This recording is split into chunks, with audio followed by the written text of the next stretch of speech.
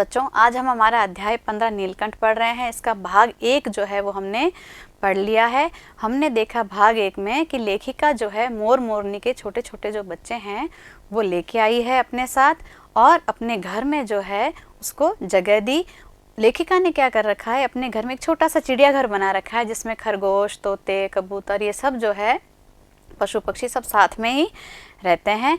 अब जब ये दोनों बच्चे नए गए तो इनका सबने बहुत ही स्वागत किया और नीलकंठ जो है अब धीरे धीरे बड़ा हो रहा है। पहले भूरे रंग का था और उसके बाद धीरे धीरे अब क्या उसकी गर्दन भी नीली होने लगी और उसके पंख जो है वो बड़े होने लगे। पंखों में जो चंद्र होता है बहुत ही सुंदर लगता है, तो उसमें भी इंद्रधनुषी रंग आने लगा। अब आगे क्या होता है देखते हैं।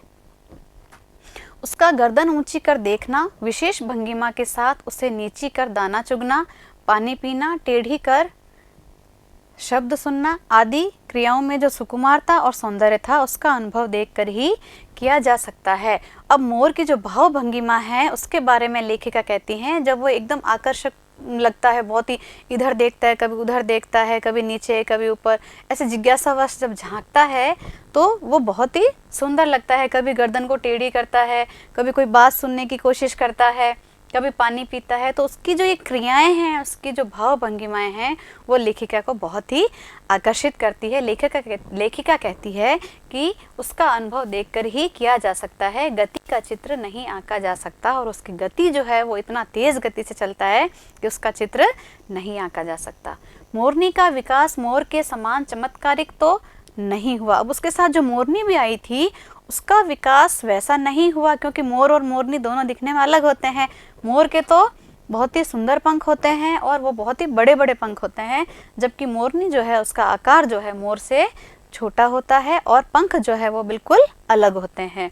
तो लेखिका कहती है कि इसका विकास मोर के समान तो नहीं हुआ, परंतु अपनी लंबी धूप छाही गर्दन, हवा में चंचल कलंगी, पंखों की श्याम श्वेत पत्र लेखा मंथर गति आदि से वह भी मोर की उपयुक्त सहचारिणी होने का प्रमाण देने लगी। अब वह इसके जैसे सुंदर तो नहीं थी, लेकिन फिर भी भूरे रंग की, और जैसे पंख देखो इसकी जो धूप छाही गर्दन है, जैसे थोड़ी थोड़ी सफ़ेद थोड़ी थोड़ी सी भूरी, इस तरह से जो गर्दन थी इसकी वह, और हवा में चंचल कलंगी तो मोरनी के भी होती है बच्चों, लेकिन इतनी सुंदर नहीं होती है।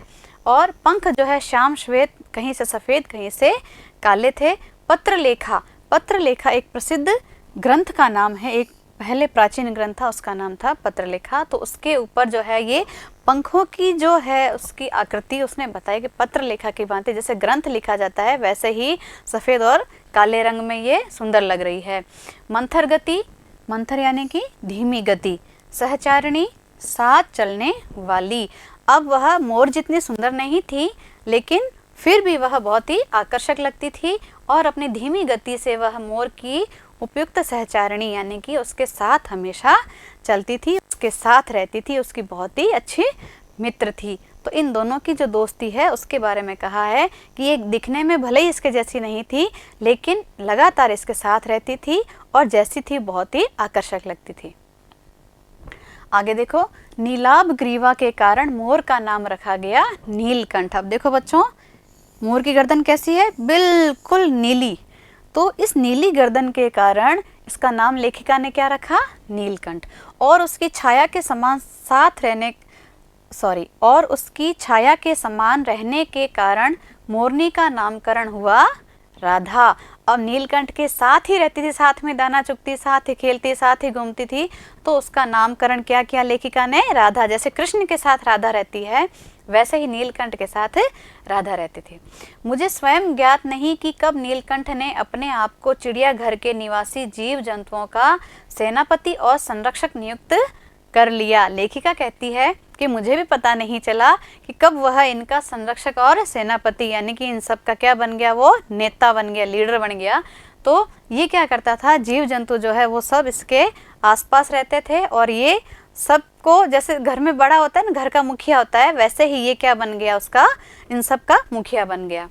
सवेरे ही वह सब खरगोश कबूतर आदि की सेना एकत्र कर उस ओर ले जाता जहाँ दाना दिया जाता था। अब वह आगे आगे चलता था और ये सब जो उसके पीछे पीछे जहाँ दाना दिया जाता था वहाँ चले जाते थे। और घूम घूम कर मानो सबकी रखवाली करता और ऐसे इठला करके घूमता था जैसे इसके भरोसे ही इनकी रक्षा है, यानी कि ये नहीं हो तो इनकी रक्षा हो ही नहीं सकती। किसी ने कुछ गड़बड़ की और वह अपने तीखे चंचू प्रहार से उसे दंड देने दौड़ा, यानी कि जैसे ही किसी से गलती हुई तो चंचू प्रहार कहते हैं चोंच से वार करता था, दंड यानी कि सजा। अब घर का मुखिया जो है, घर के जब सदस्य कोई गलती करते हैं तो मुखिया क्या करता है, उनको सजा देता है। वैसे ही नीलकंठ जो है अपने आप को इनका सबका मुखिया मानता था और कोई भी उनमें से कोई गड़बड़ करता या बदमाशी करता था तो नीलकंठ जो है अपने चोंच से वार करके उसको सजा देता था।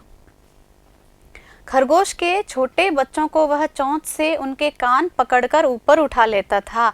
अब खरगोश के बच्चे तो बहुत छोटे थे और नीलकंठ था बड़ा, तो अपनी चोंच से क्या करता था, कान पकड़ के उनको ऊपर उठा लेता था और जब तक वे आर्त क्रंदन न करने लगते उन्हें अधर में लटकाए रखता। आर्त क्रंदन यानी कि दर्द भरी आवाज में चीखना। जब तक वो दर्द से चीखने नहीं लगते थे तब तक उनको छोड़ता ही नहीं था। अधर में लटकाए रखता यानी कि बीच में ही लटका के रखता था जब तक वो बुरी तरह से रोने नहीं लग जाते थे। कभी कभी उसकी पैनी चोंच से खरगोश के बच्चों का कर्णवेद संस्कार हो जाता था। कर्णवेद यानी कान छेदना, आपने देखा होगा छोटे बच्चे होते हैं उनके कान छेदते हैं, महिलाओं में भी देखा होगा कानों में झुमके वगैरह पहनते, तो कर्णवेधन जो होता है, कर्णवेद जो है वो किया जाता है।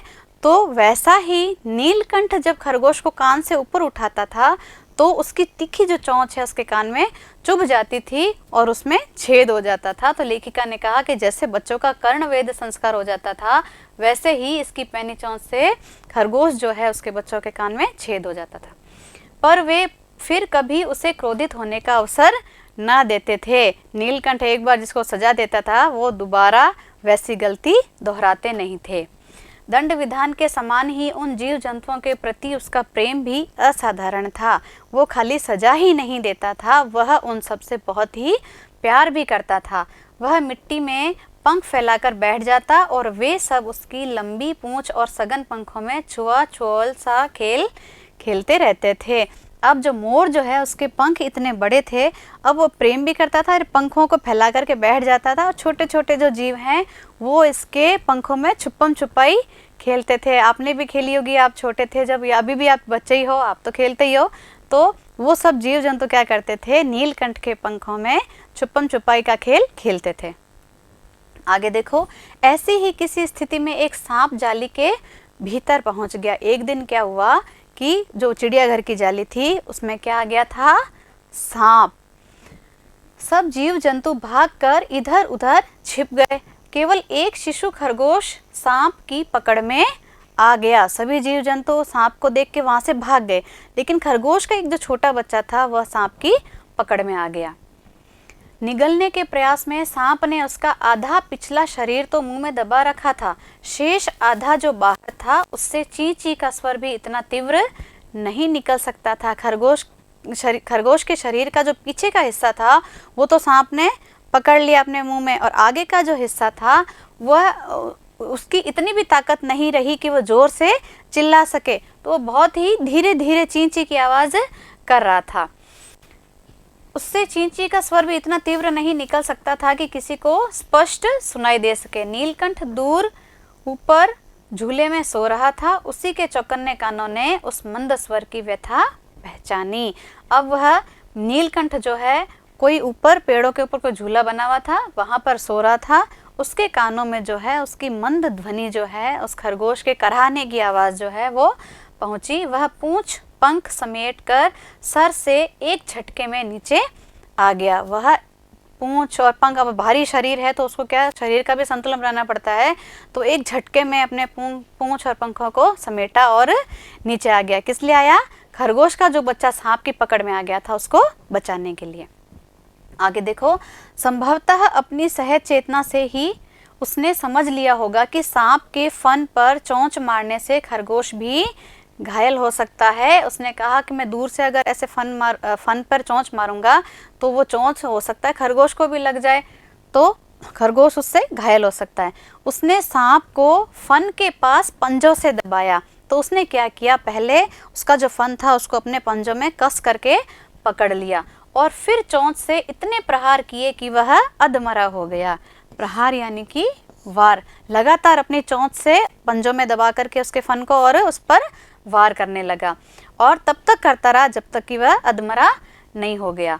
पकड़ ढीली पड़ते ही खरगोश का बच्चा मुख से निकल तो आया, परंतु निश्चेष्ट सा वहीं पड़ा रहा। निश्चेष्ट कहते हैं बेहोश। देखो इस चित्र में बिल्कुल सांप ने उसको इतना पकड़ा कि वह एकदम से मूर्छित जैसा कहते हैं ना, एकदम जिसमें ऐसा लगता है जान ही नहीं हो, बेहोश हो गया, तो वो बिल्कुल निश्चेष्ट सा वहाँ पर पड़ा रहा। राधा ने सहायता देने की आवश्यकता नहीं समझी। राधा ने कहा कि इस सांप के लिए तो नीलकंठ ही काफ़ी, उसने वार करके सांप को इतना घायल कर दिया। परंतु अपनी मंद केका से किसी असामान्य घटना की सूचना सब और प्रसारित कर दी। लेकिन उसने क्या किया, उसको सहायता देना तो सही नहीं लगा, लेकिन अपनी आवाज़ से उसने क्या किया, सबको बुला लिया और सूचना दी कि इस तरह से सांप आया है और नीलकंठ ने उसे घायल कर दिया है। माली पहुंचा, फिर हम सब पहुंचे। नीलकंठ जब सांप के 2 खंड कर चुका, खंड यानी कि टुकड़े, नीलकंठ ने क्या किया, उस जब खरगोश उसके मुंह से निकल गया तो चोंच से मार मार करके सांप के 2 टुकड़े कर दिए। तब उस शिशु खरगोश के पास गया और रात भर उसे पंखों के नीचे रखे उष्णता देते रहा। उष्णता यानी कि गर्मी। अब वो खरगोश जो है वो घायल हो गया था। उसने क्या किया, अब जैसा पहले आया था वर्णन कि वह सजा भी देता था और वह प्रेम भी बहुत करता था सबसे, तो उसने देखा कि ये खरगोश आज बहुत ही घायल है, दर्द में है, तो उसने क्या किया, अपने पंखों में उसको समेट लिया और उसको गर्मी दी ताकि वो ठीक हो जाए। कार्तिकेय ने अपने युद्ध वाहन के लिए मयूर को क्यों चुना होगा, यह उस पक्षी का रूप और स्वभाव देखकर समझ में आ जाता है। ये देखिए भगवान कार्तिकेय का वर्णन आया है। लेखिका ने कहा कि शिव पुत्र कार्तिकेय जो है उनका वाहन क्या होता है, मोर।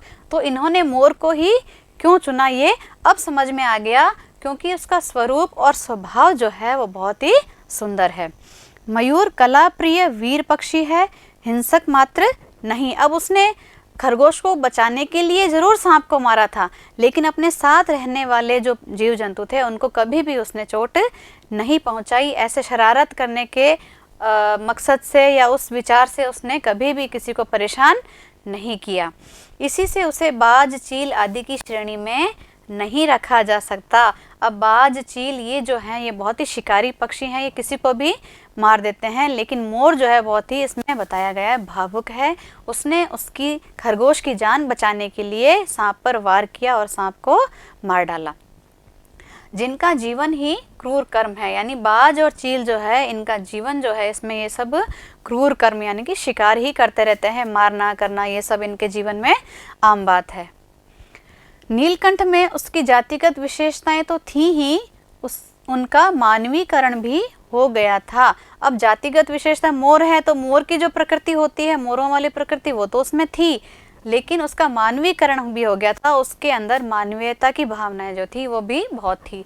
मेघों की सांवली छाया में अपने इंद्रधनुष के गुच्छे जैसे पंखों को मंडलाकार बनाकर जब वह नाचता था, तब उस नृत्य में एक सहजात लय ताल रहता था। सांवली छाया, काली, यानी पंखों को जब वो फैला लेता था तो पंखों के पीछे जो छाया बनती थी, काली छाया, उसमें इंद्रधनुष जैसे गुच्छे जैसे पंखों को क्या बनाता था, बिल्कुल मंडलाकार यानी गोल, एकदम बिल्कुल गोल बना लेता था और ऐसे नृत्य करता था, दोनों पैरों से नाचता था, ऐसे गोल गोल घूमता, कभी इधर घूमता था, कभी आगे जाता, कभी पीछे जाता। इस तरह से आपने देखा होगा मोर को नाचते हुए, तो बहुत ही सुंदर लय ताल के साथ रहता था।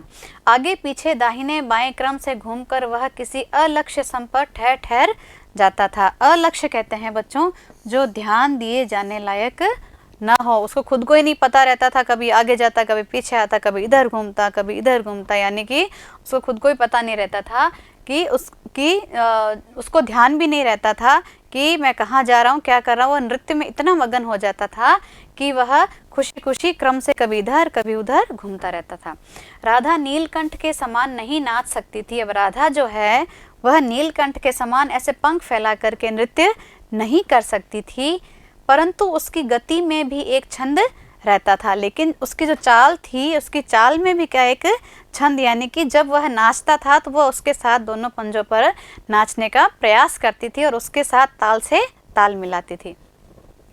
आगे देखो, वह नृत्य मग्न नीलकंठ की दाहिनी ओर के पंख को छूती हुई बाईं ओर निकल आती थी।